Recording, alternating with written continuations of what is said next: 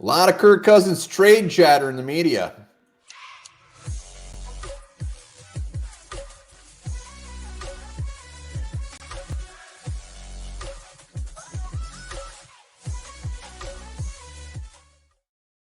Welcome back to the Onebar and Lupagus show. I'm Onebar with Lupagus. And you know what? You can't turn on a sports show without them not talking about Kirk Cousins getting traded to the Jets.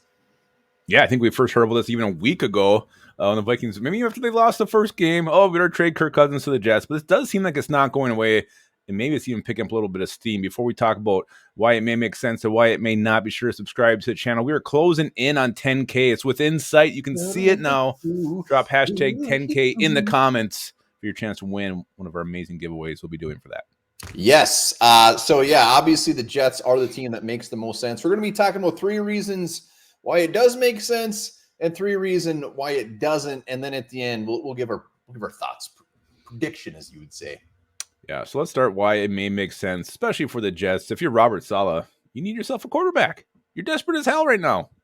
That's the main thing. Like, he's desperate. He could get fired after this year, and nobody would even blink an eye. His career coaching record, it's like 12 and 25 or something, and it's only going to get worse. He is 100% desperate.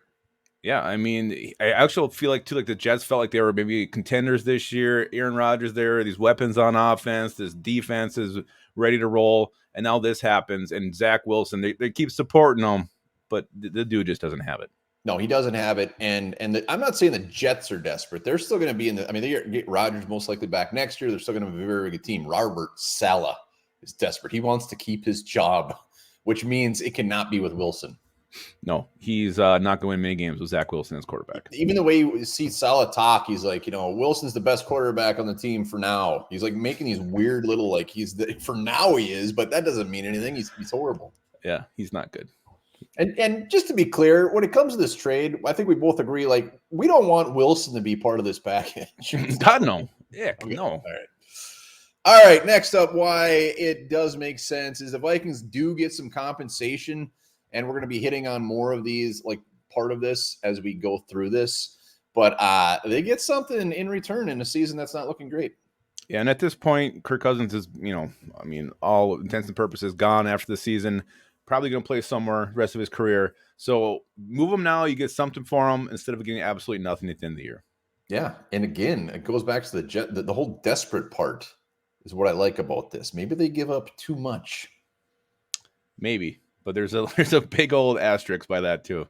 There is. All right, and the other reason it makes sense is the Vikings kind of get off easy here. They can still tank without actually tanking. If we move Kirk Cousins, Nick Mullins ain't going to win us many games, and we kind of behind the scenes. We tank without tanking. Well, yeah, it would be the Nick Mullins show for a couple weeks, and when you lose 4 in a row, you probably start Jern Hall, because why the hell not at that point? So, yeah, I mean, you're getting something for your quarterback. The season's not going the way you want it to, and now you're tanking, but you're not really tanking. Sneakily tanking. They're like, all right, let's go get ourselves a quarterback next year. Get ourselves. I don't know what just happened there. All right, let us know. We still got 3 other ones, but in the comments as always. So why not to do it? This is the big one. He's got a no trade clause. I mean, that could end it right there. Well, Kirk can say no, and I mean, why would he want to go to the Jets? You look at what's going on here. He's basically a lame duck quarterback until Aaron Rodgers comes back next year.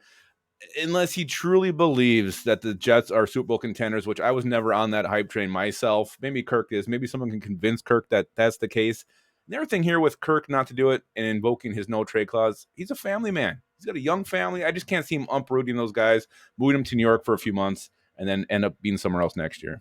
Yeah, this is the biggest part of the trade, but I'm not so sure that it's such a hard no. I mean, that he was linked to the Jets before. He was going to sign with the Jets until the Vikings came back with that offer. So, there's at least some interest in him going there. And you know what? He's a lame duck quarterback wherever he goes. He's a lame duck quarterback right now. And they could be easily a Super Bowl contender. He's better than Aaron Rodgers. They would be a Super Bowl contender day one. I just think for him to have to actually do that, there's got to be more than just, whatever. Was there 14 weeks left in the season? Because, Rodgers is going to be back. He's going to be their quarterback moving forward, whether he's better or not than Kirk Cousins is right now. The Jets are going to go with Aaron Rodgers when he comes back. So, absolutely. This would be a very small rental for the Jets. And all parties would have to know that. But the chance to win a Super Bowl, pretty tempting for a guy like Kirk with quite the resume. Super Bowl champ, maybe he gets in the Hall of Fame. He's got that space open in his trophy room. We all saw that. Yes, he does. He's got some Onebar and Lupagus awards trophies in that thing now. He does. All right, next up, why not to do it? Justin Jefferson. To me, this is actually the biggest one. Yeah, I mean, you get to play with one of the best receivers the best receiver in the NFL, and also it sounds like Justin Jefferson wants Kirk Cousins here. So if you're the Vikings and you piss off your best player, the best player in the NFL, arguably other than Patrick Mahomes, I don't think that's a smart business move on the Vikings' part. No, and my whole part on this is strictly Justin Jefferson's feelings. Like, we do not want to have him. Can you imagine how unhappy you'd be if Nick Mullins is his quarterback for like 12 weeks of the season? His stats are going to go boo. Yeah. And he's going to get mad. He's going to get angry. He's going to get frustrated. That's the last thing we want. So if Justin Jefferson isn't on board with this, that's where you just say, all right, screw it. And the dude already hates losing. If the season goes, upside down, and we keep losing, he's gonna be pissed regardless if Kirk Cousins is a quarterback or not. But you take that away and you lose, oof, could be a tough resigning. And really, like you said, there's another side of this is Kirk Cousins could do the no trade clause because he knows he's going to put up some ginormous stats this year, just helping get that final cheddar in that last contract. Absolutely. It's the last All right. Final reason why not to do it. Again, it's compensation. Yeah, we talked about the asterisk, and this is the asterisk because you can't even get a pick for him until 2025 if you want a first or a second rounder because of what's going on with the Aaron Rodgers trade. That compensation that the Jets are giving the Packers depends upon it's not going to be figured out after the season. So the earliest you can get a pick for Kirk Cousins, assuming it's not a third rounder or later, is 2025. I'm assuming Kwesi is still going to be here. KOC is still going to be here, but maybe not. If you keep losing, ownership can make a change. You really want to do this for picks 2 years down the road? I'd be okay with that. We could get a 2024 third and then a 2025 something. The other side of this, though, is the Jets. I know the Jets are desperate. I know Robert Saleh is probably just begging them to make a move. But do the Jets want? I mean, their cupboard is going to be completely bare between Aaron Rodgers and then 2025 because Kirk Cousins, even though it's a 1-year rental, he's still gonna command some compensation here. He is. And then the Jets, so you said, you want to get up these high draft picks for these aging quarterbacks you don't even get a year or two out of. To me, it doesn't make any sense for them to do it when you mortgage your future for one shot at the Super Bowl. But maybe that does make sense. That's what it's all about. Vikings put a little line in there. If the Jets win the Super Bowl, even if they get to the Super Bowl, we get like 2 future first-round picks. Yeah. And Zach Wilson. Holy shit. So those are quick, very high-level reasons right there. Let us know in the comments why they should do it, why they shouldn't do it.